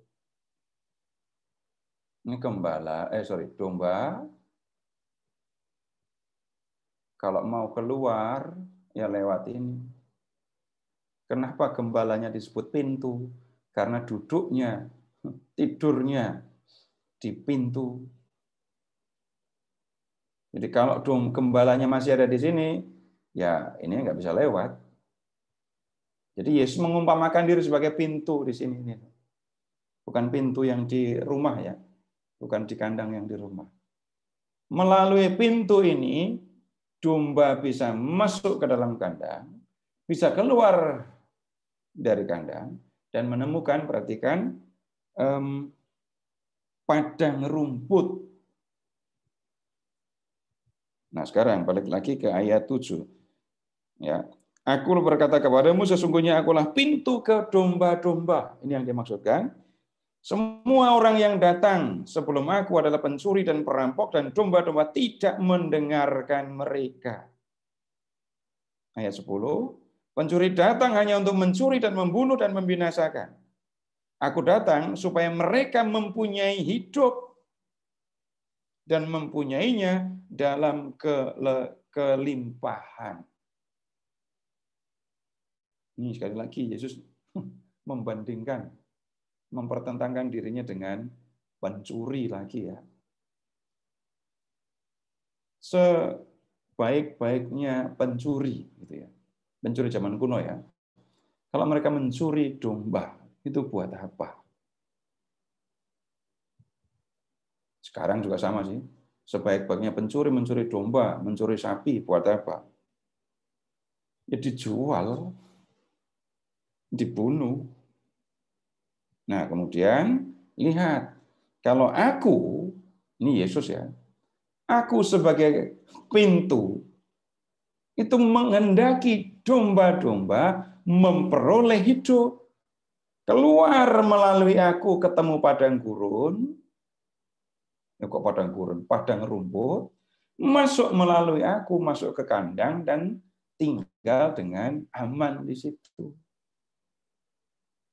Dan sekali lagi, aku sebagai pintu menghendaki domba-domba itu hidup dan hidup dalam kelimpahan. Nah, berikutnya ke ayat 11. Atau tunggu dulu. Ini apa sih yang sebenarnya dimaksudkan oleh Yesus dengan perumpamaan kayak gini? Yang pertama harus diingat, setiap perumpamaan mengambil bahan perbandingan dari dunia tempat pembicara dan pendengar hidup. Jadi mustahil perumpamaan tentang gembala dan domba ini diambil dari blok B. Tidak mungkin.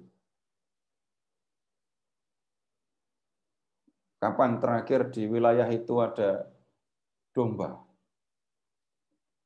Bukan yang sekarang loh ya. Masih ada rumput, masih ada orang menggembalakan kambing domba. Bapak Ibu ada yang pernah mengalami itu dulu tahun berapa? Tahun 50, tahun 40.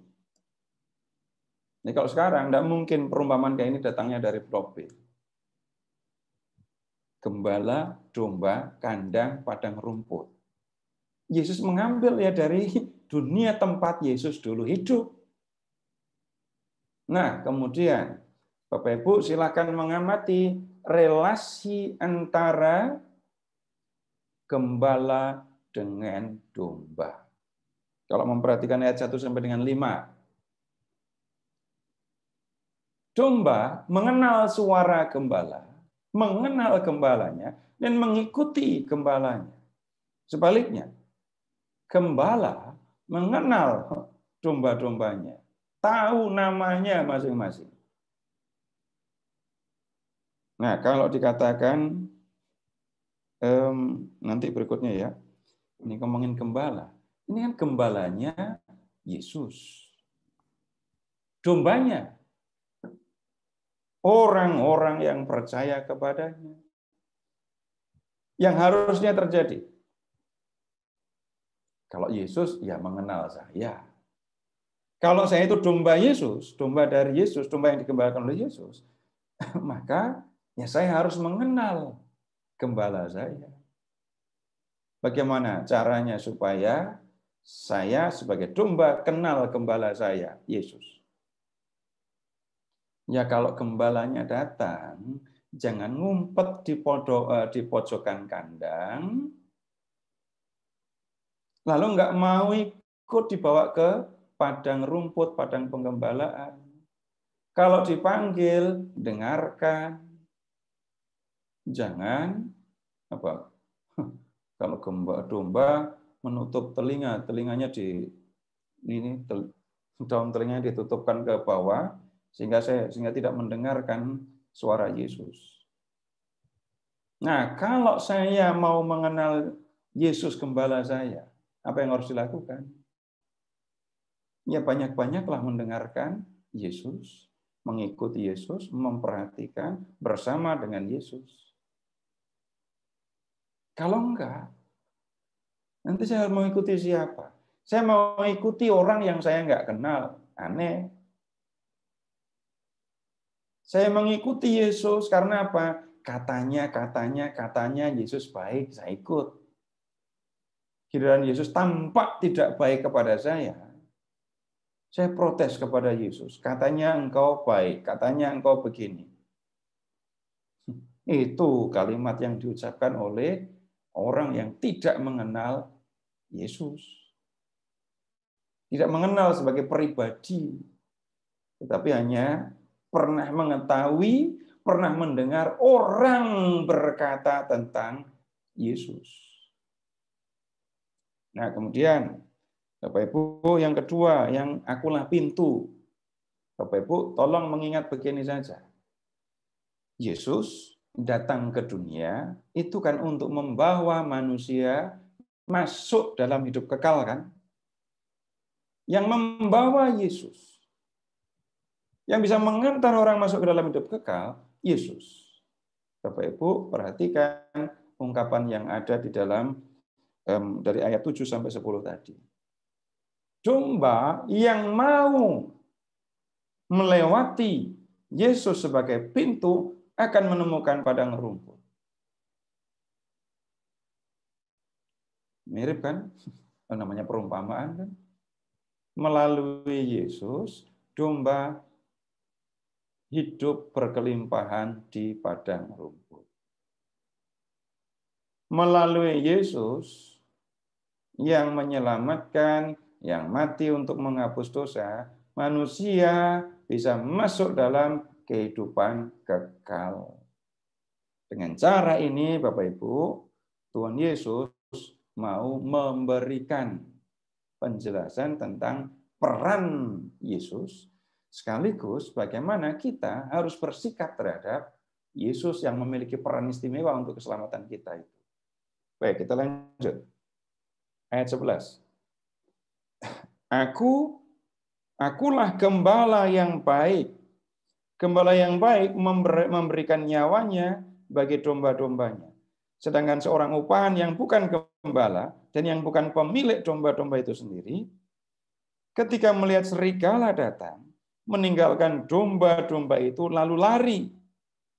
Sehingga serigala itu menerkam dan mencerai-beraikan domba-domba itu. Ia lari karena ia seorang upahan dan ia tidak memperhatikan domba-domba itu. Akulah gembala yang baik, dan aku mengenal domba-dombaku, dan domba-dombaku mengenal aku. Sama seperti Bapa mengenal aku, dan aku mengenal Bapa, dan aku memberikan nyawaku bagi domba-dombaku. Ada lagi padaku domba-domba lain yang bukan dari kandang ini. Domba-domba itu harus kutuntun juga, dan mereka akan mendengarkan suaraku, dan mereka akan menjadi satu kawanan dengan satu gembala. Bapa mengasihi aku, oleh karena aku memberikan nyawaku untuk menerimanya kembali. Tidak seorang pun mengambilnya daripadaku, melainkan aku memberikannya menurut kehendakku sendiri. Aku berkuasa untuk memberikannya dan berkuasa mengambilnya kembali. Inilah tugas yang kuterima dari Bapakku.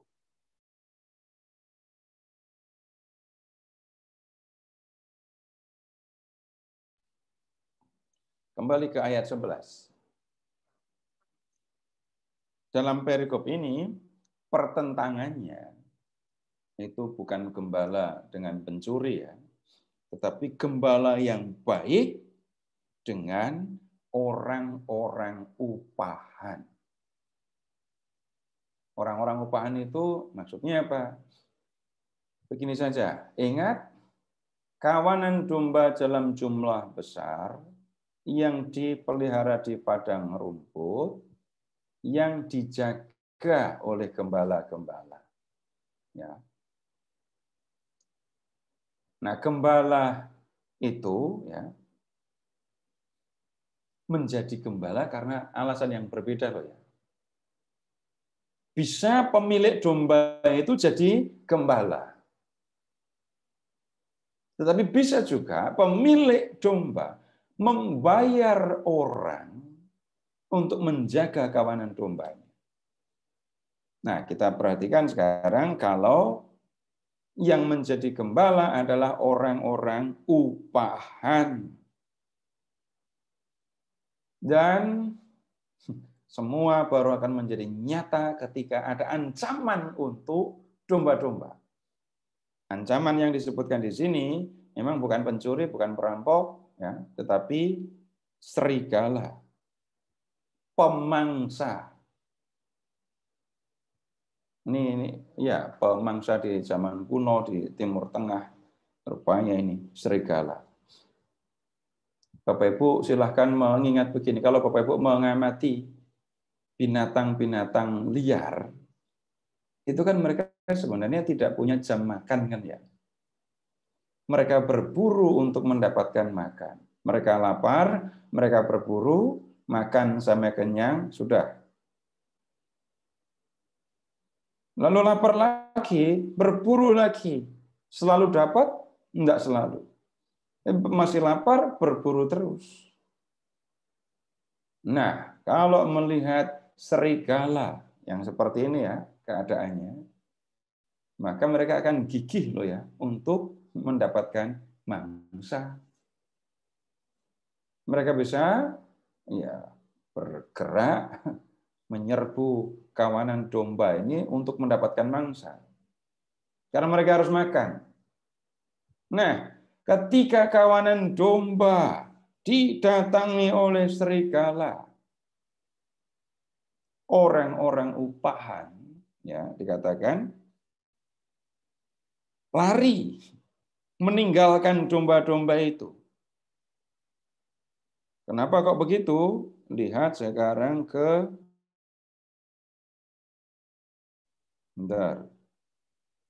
ayat 13.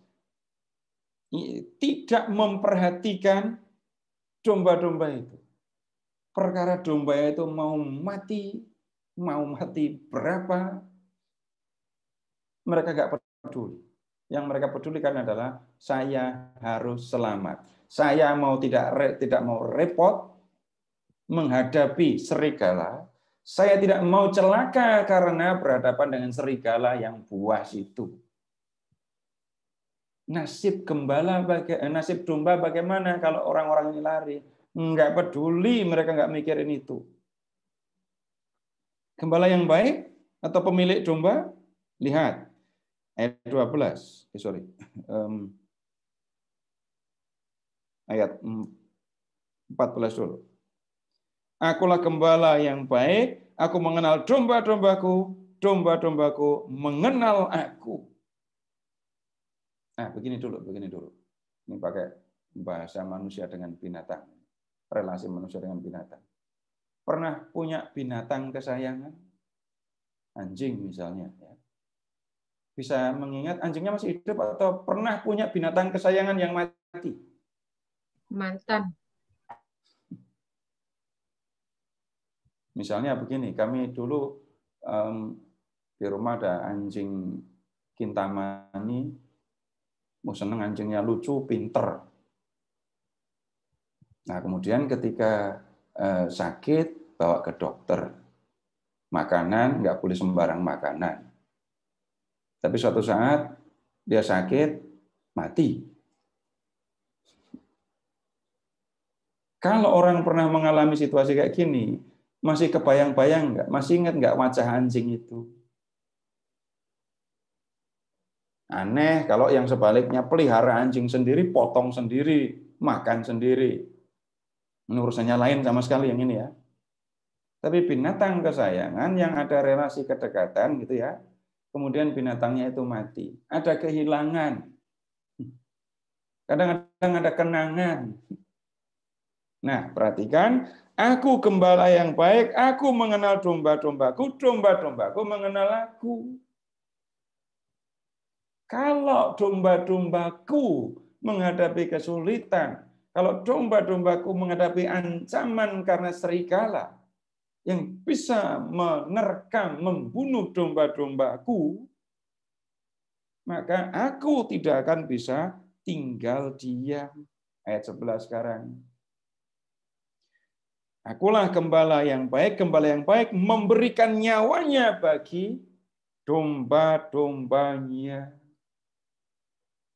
Maksudnya, kalau dalam bahasa para gembala ya, maka gembala akan berdiri di depan para domba, lalu menghadapi para serigala itu, entah dengan tongkat mereka, entah kalau masih agak jauh, ya itu dengan ketapel mereka.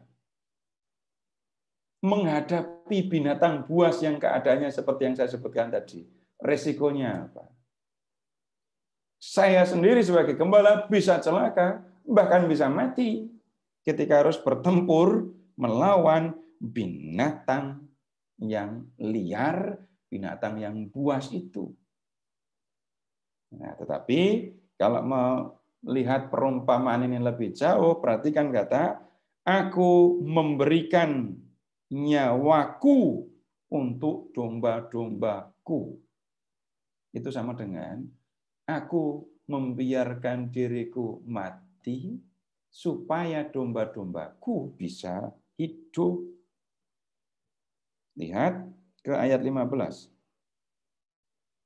Dan sama seperti Bapa mengenal aku dan aku mengenal Bapa, dan aku memberikan nyawaku bagi domba-dombaku.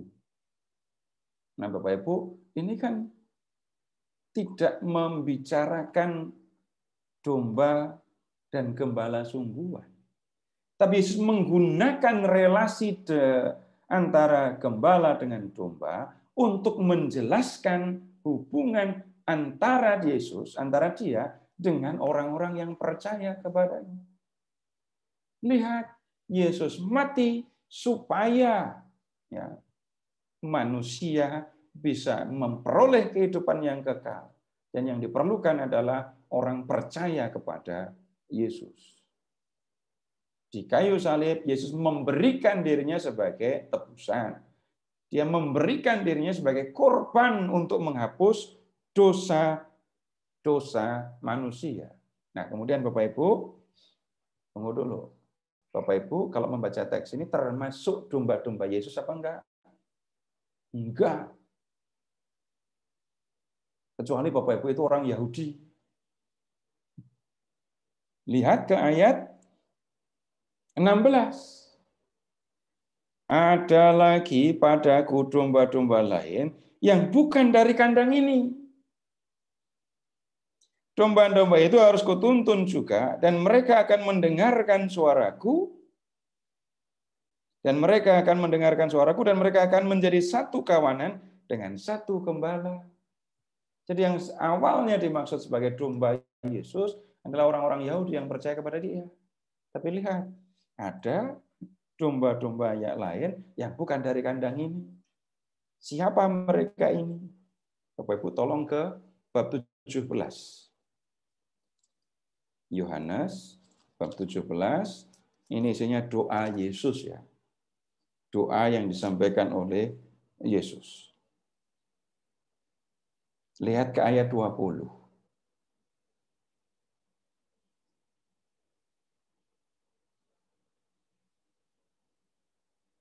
Ini saya berikan penjelasan langsung ya, karena saya tidak akan mengajak Bapak Ibu untuk membaca keseluruhan, hanya 2 ayat, ayat 20.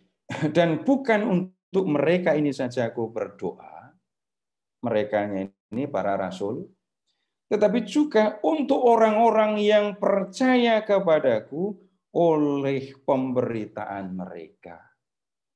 Supaya mereka semua menjadi satu, sama seperti engkau ya Bapa ada di dalam aku dan aku di dalam engkau, agar mereka juga di dalam kita, supaya dunia percaya engkaulah yang telah mengutus aku. Balik ayat 20. Untuk orang-orang yang percaya kepadaku oleh pemberitaan mereka. Orang-orang yang menjadi percaya kepada Yesus berkat pemberitaan para rasul. Nah, baru kita masuk di sini. Domba-domba dari kandang yang lain. Tapi akhirnya semua menjadi satu kawanan dengan satu gembala. Balik ke bab 10.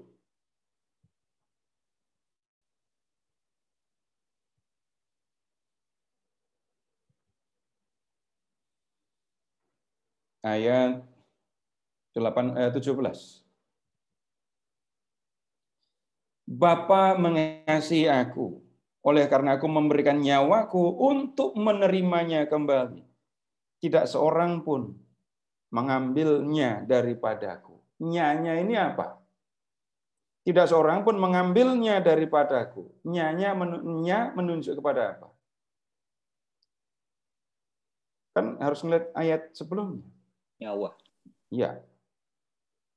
Bapa mengasihi aku karena aku memberikan nyawaku. Memberikan. Aku memberikan nyawaku. Tidak seorang pun mengambil nyawaku daripadaku. Melainkan aku memberikan nyawaku menurut kehendakku sendiri. Aku berkuasa untuk memberikannya nyawaku dan berkuasa mengambilnya kembali.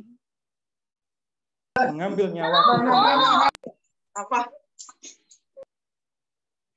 Bapak Ibu, ini berkaitan dengan lihat ke ayat 15 dan kemudian ke ayat 11. Aku memberikan nyawaku untuk domba-dombaku tadi. Nah, Bapak Ibu, di kayu salib itu Tuhan Yesus memberikan nyawanya. Yesus menyerahkan dirinya.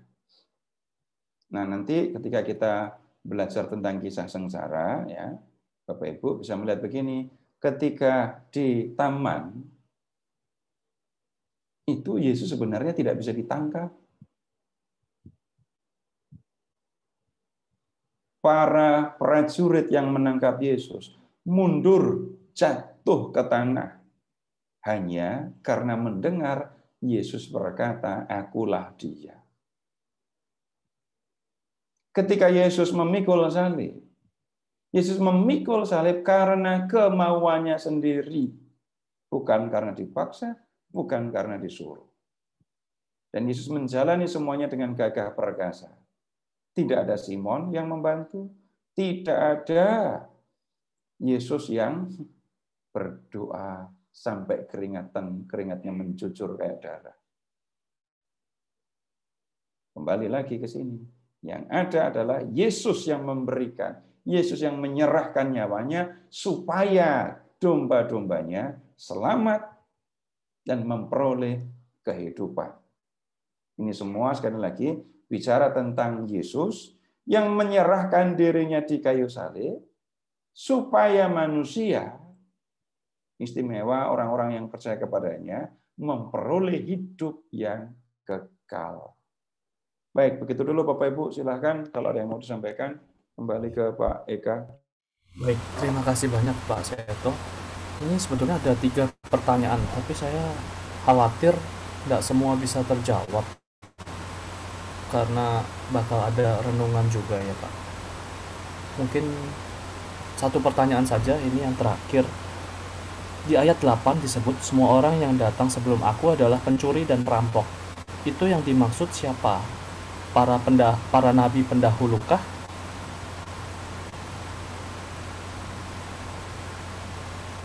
Masih unmute Pak Seto. Baik. Untuk mengetahui hal itu, Bapak Ibu, tinggal mencari di dalam perikop, di dalam ayat-ayat tadi ya, entah ayat 9 atau ayat 10, perhatikan pencuri, perampok. Kemudian ke ayat 10, datang bukan untuk menyelamatkan, bukan memberi mereka kehidupan. Mereka tidak ingin domba-dombanya hidup bahkan, tapi mereka datang untuk membunuh, membinasakan. Nah, kalau di dalam perjalanan orang-orang Yahudi, ya, ada di antara mereka para pemuka, kemudian entah imam, entah ya orang-orang terkemukanya. Orang-orang Farisi itu kan juga termasuk orang-orang terkemuka di antara orang Yahudi, yang sebenarnya tidak menghendaki domba-dombanya sejahtera, tapi mereka memanfaatkan domba-domba untuk kepentingan mereka sendiri. Nah, kalau bicara menyebut nabi-nabi, Bapak Ibu, tidak mungkin kita mengatakan nabi-nabi yang memang memperhatikan umat akan disebut pencuri atau perampok. Nggak mungkin. Di antara para nabi ada yang baik, ya, ada yang jahat, banyak. Nabi Mika misalnya, itu dia nabi ya, tapi dia berhadapan dengan nabi lain. Dan menurut dia, nabi yang lain itulah nabi yang nggak benar. Karena apa? Nabi-nabi yang dihadapi oleh Nabi Mika adalah nabi-nabi yang mengucapkan kata-kata demikianlah firman Tuhan, gitu ya. Tapi tujuannya hanya untuk mendapatkan kehidupan, kesejahteraan untuk dirinya sendiri. Tentang nasib orang-orang, dia tidak peduli. Dari sini saja kita sudah tidak mungkin untuk mengatakan semua nabi, ya. Tapi orang-orang yang harusnya bertanggung jawab atas umat, tetapi malah justru mencari keuntungan sendiri dan membiarkan umatnya celaka. Kalau mau diidentifikasi lebih konkret gitu ya. Ketika Bapak Ibu ketemu dengan orang-orang Farisi ini tadi, mereka mikirin si buta tadi apa enggak? Orang-orang Farisi itu pemukanya. Harusnya dia yang memperhatikan, harusnya mereka yang memperhatikan orang buta ini. Tapi ketika orang buta ini bisa melihat lagi, perhatikan reaksi mereka. Sama sekali tidak menunjukkan kalau mereka ini gembala. Mereka hanya memikirkan kepentingan mereka sendiri. Begitu saja, Pak. Baik. Mau langsung masuk ke renungan? Iya, ya. Saya langsung saja. Bapak Ibu sudah berapa lama jadi domba Yesus? Repot jawabnya. Atau sudah berapa lama Tuhan Yesus menggembalakan Bapak Ibu? Lebih sulit lagi jawabnya.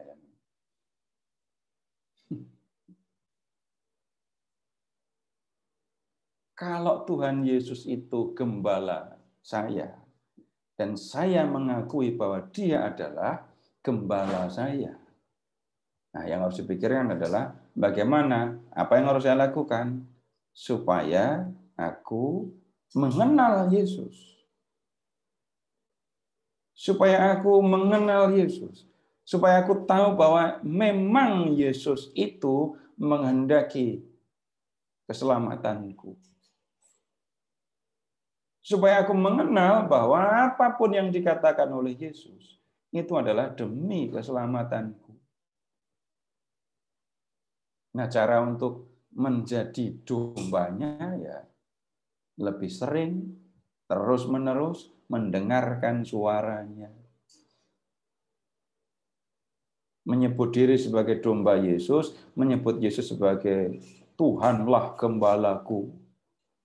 Tetapi aku bersembunyi di pojokan kandang dan nggak mau ngapa-ngapain, nggak mau mendengarkan, nggak mau mengikuti Yesus. Lagunya gimana? Tuhanlah gembalaku itu. Bahkan kekurangan aku. Mazmur 23 yang disebutkan. Tuhanlah gembalaku. Tak, ya. Akan kekurangan aku. Kalau aku mengikutinya, gitu kan ya? Kalau aku tetap di pojokan kandang, atau aku jalan sendiri, ya aku tidak akan bisa menikmati kelimpahannya itu. Nah, kemudian kalau Yesus menjadi gembala saya, itu kan punya tujuan kan ya. Selama di dunia dia menggembalakan saya, sampai akhirnya sampai kepada tujuan supaya aku memperoleh kehidupan. Nah, bagaimana menjadi domba yang baik, gitu ya? Yesuslah gembala yang baik, akulah domba yang baik, harusnya gitu kan ya? Menjadi domba yang baik berarti mengenal gembala, mendengarkan suara gembala, ya, dan mempercayakan diri sepenuhnya kepada gembala itu. Bapak Ibu, ini indah sekali untuk diomongkan. Tapi memang kita kan ngomongkan yang indah-indah. Bapak Ibu masih ingat suasana romantis yang pernah Bapak Ibu alami?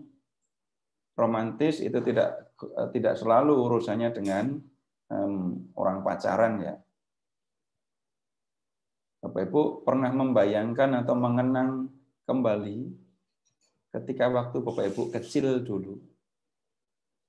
main sama orang tua, main sama adik, sama kakak. Senang, mengingatnya aja senang. Itu yang saya maksudkan dengan masa romantis. Ibu, bapak dulu waktu kecil mainannya apa?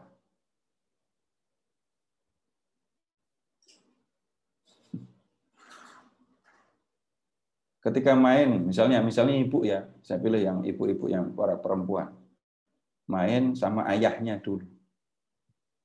Mainnya di mana, main apa, yang dilakukan ayahnya apa. Bapak Ibu ingat suasana romantis? Nah, itu yang saya maksudkan suasana romantis itu seperti itu. Bapak Ibu pernah romantis dengan Tuhan Yesus? Bapak Ibu silakan amati yang sedang kita diskusikan ini. Gembala, domba, kandang, padang pengembalaan.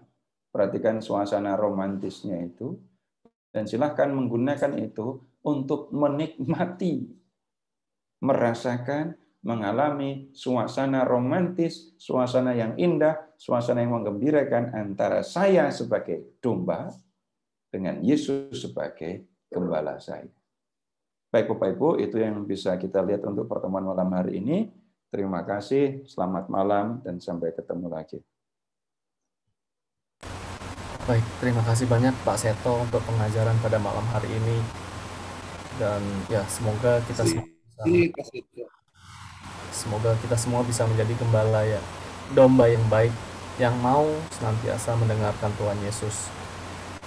Senin depan kita masih akan melanjutkan pengajaran tentang Injil Yohanes. Jadi tetap stay tune di channel ini jam 7 malam. Dan sekali lagi terima kasih Pak Seto untuk pengajaran pada malam hari ini. Terima kasih Bapak Ibu semua untuk kebersamaan pada malam hari ini. Dan sebentar kita akan tutup pertemuan pada malam hari ini. Dan kita akan berdoa penutup yang akan dipimpin oleh Kak Imelda. Silakan Kak Imelda. Mari kita satukan hati dalam nama Bapa dan Putra dan Roh Kudus. Amin. Selamat malam Allah Bapa, Allah Putra, Allah Roh Kudus. Kami mengucap syukur kepadamu karena kami boleh bersama-sama belajar memahami kehendak-Mu dalam pengajaran pada malam hari ini. Biarlah apa yang telah kami pelajari pada malam hari ini sungguh dapat berguna di dalam kehidupan kami. Berkati pula pengajar kami, Kak Seto, biarlah kiranya Tuhan memberkati segala karya pelayanan, keluarga, dan juga usahanya. Dan supaya Kak Seto semakin Engkau pakai sebagai alat-Mu dalam menyampaikan sabda-Mu. Kami serahkan kehidupan kami selanjutnya ke dalam tangan kasih-Mu ya Tuhan, dan biarlah pada malam hari ini kami boleh beristirahat dengan baik. Semua doa ini kami panjatkan kepadamu melalui Kristus Tuhan kami, Juru Selamat kami. Amin. Kemuliaan kepada Bapa dan Putra dan Roh Kudus, seperti pada permulaan, sekarang, selalu, dan sepanjang segala abad. Amin. Dalam nama Bapa dan Putra dan Roh Kudus. Amin. Baik, terima kasih banyak. Terima kasih. Terima kasih Pak Seto. Terima kasih Pak Pepentin. Thanks Melda. Ya, terima kasih semuanya. Selamat malam. Ya, mari. Baik Kak, terima kasih. Pak Popo, terima kasih. Semuanya terima kasih. Selamat malam. Eka. Iya, mari. Nah, saya pamit ya. Ya, monggo. Kita. Terima kasih semua.